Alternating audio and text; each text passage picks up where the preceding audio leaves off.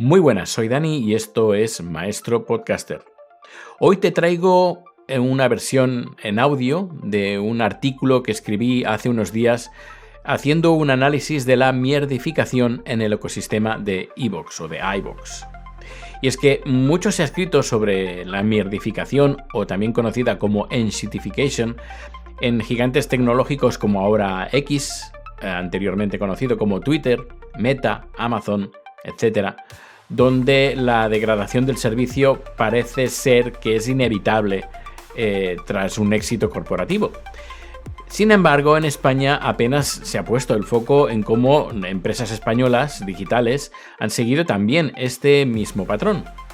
Y el caso de iVoox es especialmente relevante y a nivel personal profundamente revelador. En 2006, durante las segundas jornadas de podcasting que organicé en Barcelona, tuve la oportunidad de ver el germen de esta historia. Juan Ignacio Solera, su fundador, asistió y tomó notas minuciosas sobre las necesidades reales de los podcasters y de los oyentes. Hizo un montón de preguntas, estuvo asistiendo a esas jornadas de una forma muy activa, y la verdad es que se agradeció mucho pues que alguien como él estuviera en un evento como este, que creo que fue el primero.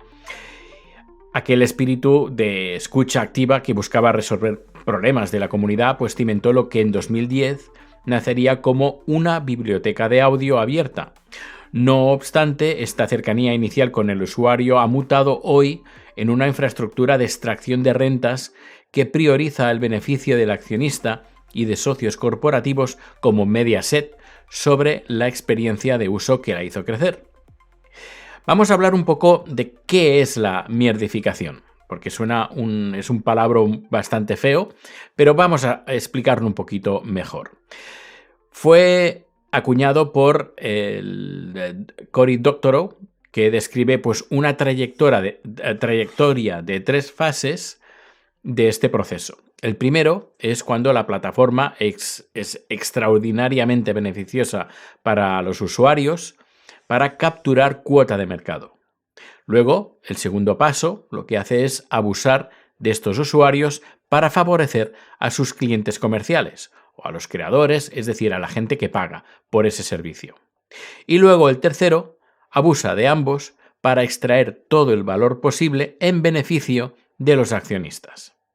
Una vez que los usuarios están bloqueados por los altos costes de salida, como perder una comunidad, un historial de años, gente suscrita, amigos, etcétera, dependiendo de la plataforma, en este caso, por ejemplo, suscritos en el podcast, la plataforma pierde el incentivo para mantener la calidad y solo se focaliza en sacar todo el beneficio que pueda para los accionistas de esta empresa.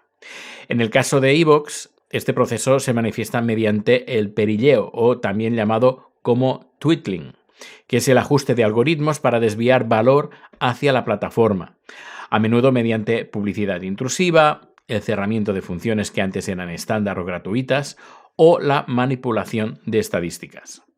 Hablemos de la primera fase de esta enshittification o esta enmierdificación en iVoox.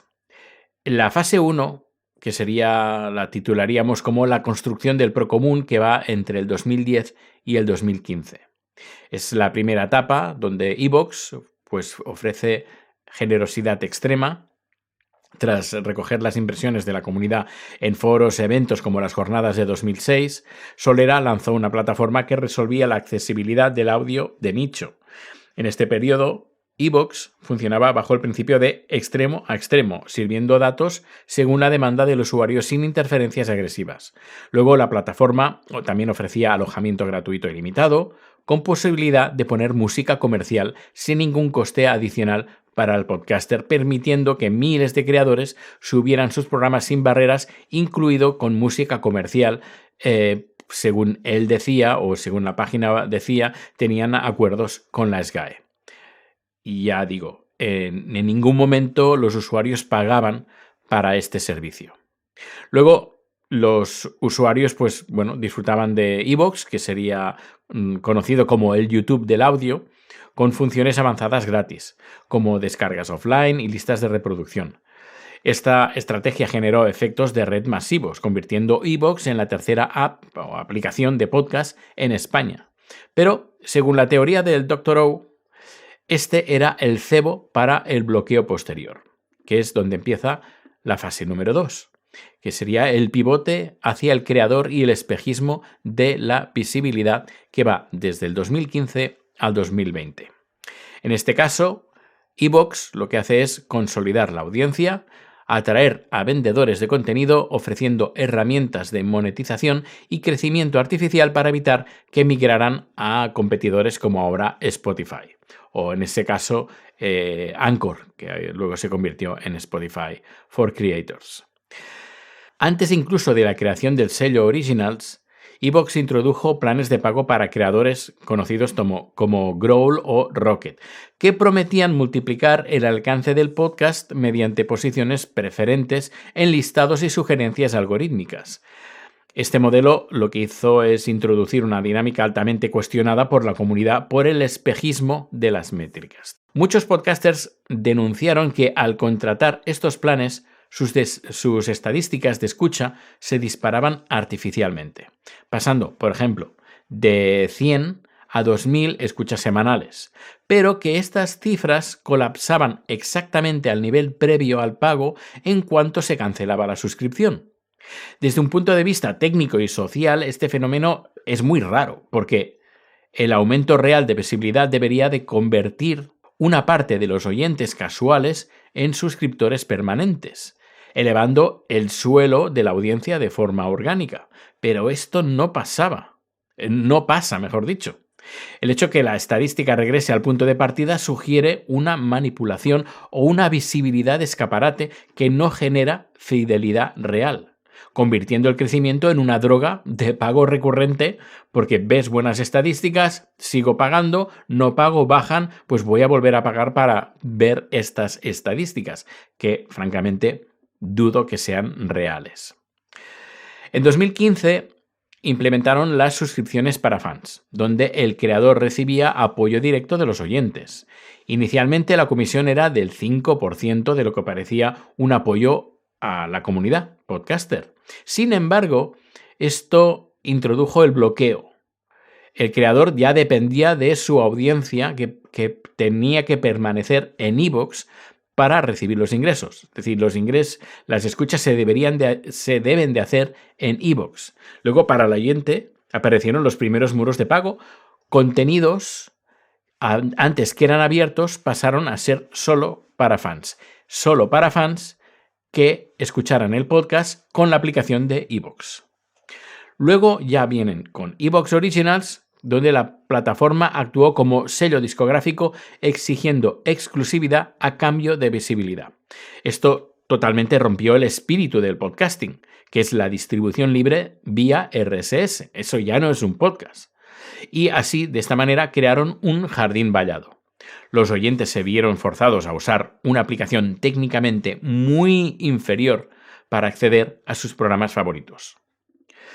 Fase 3. Aquí es cuando la extracción se hace totalmente intensiva y ya empieza a surgir el enchitisen, es decir, el momento donde podemos decir que esto ya es una emerdificación que va desde el 2020 hasta el día de hoy. El día de hoy, que hoy precisamente es miércoles 25 de marzo de 2026. Por si acaso eso lo escuchas dentro de un par de años quizás y esto ha cambiado. A mejor, espero. Pero bueno, hablemos de la fase 3, que es la fase actual que representa la primacía del accionista. Es decir, la importancia de rendir cuentas al accionista de iVoox. iVoox ha comenzado a perillear el sistema para extraer valor degradando la calidad del servicio. Aquí tenemos, por ejemplo, la introducción de iVoox Plus que se inició en 2020, donde marcó el inicio de la extracción agresiva. No se añade valor real por innovación, sino que se sustrae del plan gratuito mediante fricciones artificiales. Por ejemplo, Si quieres sincronización de dispositivos, pues tienes que tener el plan de pago Premium Plus. Que quieres tener el modo coche o CarPlay, pues también tienes que tener una suscripción. Que quieres tener el Voice Booster, lo mismo.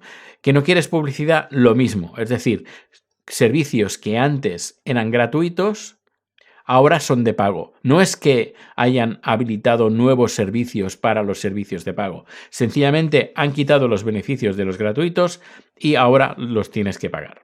Es decir, no hay ninguna evolución, no hay ninguna innovación, hay degradación, que es la degradación técnica como síntoma. Los usuarios además reportan un montón de fallos sistémicos que sugieren una deuda técnica acumulada en favor del beneficio. Por ejemplo, mucha gente se ha quejado de cortes en segundo plano, es decir, problemas constantes, sobre todo en Android, por mala integración con el sistema de energía. Luego, inestabilidad, cierres inesperados de la aplicación, errores que el audio no está disponible, etc. Y saturación, experiencias de escucha interrumpidas por anuncios dobles o mal insertados y, recordemos, publicidad que inserta iVoox y que el podcaster no ve ni un céntimo. Y hablemos también del análisis económico de la extracción, que pasamos del 5 al 50%, porque la evolución del reparto de ingresos pues ilustra el desplazamiento del valor. En las suscripciones para fans el compromiso era del 95% para el creador y con iVoox Plus el reparto se reduce a aproximadamente el 50% de una bolsa común gestionada de forma opaca. Luego, en 2024, iVoox se integró como socio estratégico en Mediaset España. Este ya es el paso final de la mierdificación, donde la plataforma ya no busca satisfacer a la comunidad, sino integrarse en un conglomerado para maximizar el valor del accionista. El rebranding que se hizo en el 2025, celebrando esos 15 años, actúa como sencillamente una capa cosmética para presentar la plataforma como canal de confianza para marcas, mientras los fallos de usabilidad básica persisten. Luego, el proceso de mierdificación no es solo técnico, sino institucional. iVoox suele colaborar en los premios del podcasting organizados por la Asociación de Podcasting, de la que yo fui socio fundador y cuyos premios fueron una iniciativa personal mía, que los primeros premios se organizaron en 2010.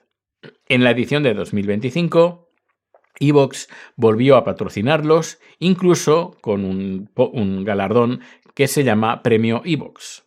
Sin embargo, el respeto por estos premios ha sido totalmente nulo. El fundador de la plataforma, quien debería haber entregado el premio con el nombre de su propia empresa, abandonó la gala antes de la ceremonia de entrega porque le interesaba más irse a cenar con sus amigos que estar presente en el evento que ellos mismos patrocinaban. Este gesto, francamente, simboliza el estado final de la mierdificación. A la plataforma solo le interesa que su marca aparezca en el cartel, despreciando el valor humano y el esfuerzo de los creadores independientes que sostienen el ecosistema. Luego también iVoox ha socavado activamente el feed RSS abierto, es decir, ese archivo que nosotros nos sirve para que los oyentes se suscriban desde cualquier aplicación y puedan escucharlo donde, cómo y cuando quieran.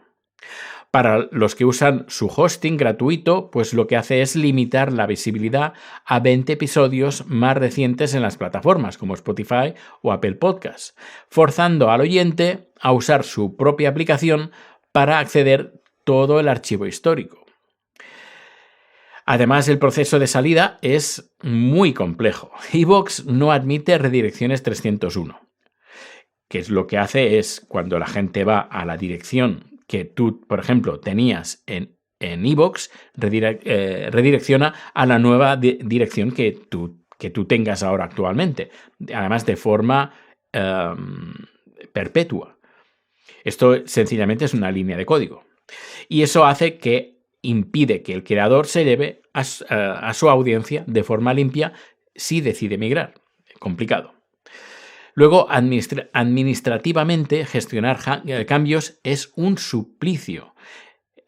Yo, por ejemplo, sin ir más lejos, he tardado años en que realicen un cambio mínimo en el feed, algo que en otras plataformas se resuelve de forma instantánea con un simple botón, un simple formulario. En fin, luego es especialmente denunciable cómo iVoox distribuye podcasts incluso sin autorización de sus autores. Por ejemplo, si hay un podcaster que no quiere salir en iVoox, puede que alguien ponga su podcast en iVoox, la plataforma captura el contenido sin la autorización del podcaster, contenido importante generado por terceros, contenido que ellos no generan, los indexa en su catálogo, es decir, aquí también tengo este podcast, y además les inserta publicidad propia cobrando por ello sin que el creador original, sepa que está en la plataforma y reciba una compensación económica ni haya dado su consentimiento para dicha explotación. Esto es directamente un robo. En fin, conclusión. La mierdificación de iVoox es el resultado de traicionar los principios de escucha a la comunidad recogidos en sus inicios, en aquellas jornadas del 2006, en favor de la rentabilidad a corto plazo. Y diría más, es el resultado de traicionar el podcast. Ha pasado de ser una herramienta de democratización a ser un peaje de extracción, y aquí importante con esta palabra, que parasita contenido ajeno y dificulta la soberanía de los creadores. Sin reformas que restauren el derecho de salida de los autores y eliminen la monetización no autorizada. iVoox corre el riesgo de convertirse en un cementerio digital de audios secuestrados por su propia burocracia, sostenido solo por una inercia que tiene un límite cada vez más cercano si no cambian esta política. Yo apuesto por un podcast libre, un podcast donde uno pueda alojarse él mismo sus podcasts. Y si uno no puede, a menos usar otras plataformas que sí que permitan esta libertad de tener el podcast donde tú quieras y que puedas migrar, que no te aten. Y para finalizar, te animo a que hagamos una reflexión. Dudo que lo que acabas de escuchar lo veas comentado en otros podcasts, porque hay mucho interés de por medio. Según mi opinión, falso interés. Porque muchos y muchas podcasters tienen miedo de decir lo que piensan por miedo a ser ninguneados o porque sencillamente hablar de estas cosas les es incómodo por intereses personales. Este no es mi caso. Hablar sin censura es quizás uno de los motivos por los cuales miembros de la comunidad podcaster me ha dejado de lado. Pero yo tengo unos principios y si a alguien no le gustan porque van en contra de sus intereses, lo siento, pero yo no los voy a cambiar. Como he dicho, desde 2005 yo apuesto por un podcast libre y lo defenderé siempre. ¿Qué opinas? ¿Piensas lo mismo que yo? Házmelo saber. Tienes los datos de contacto en las notas de este programa. Muchas gracias por seguir suscrito a este podcast. Un fuerte abrazo y nos escuchamos muy pronto. ¡Hasta luego!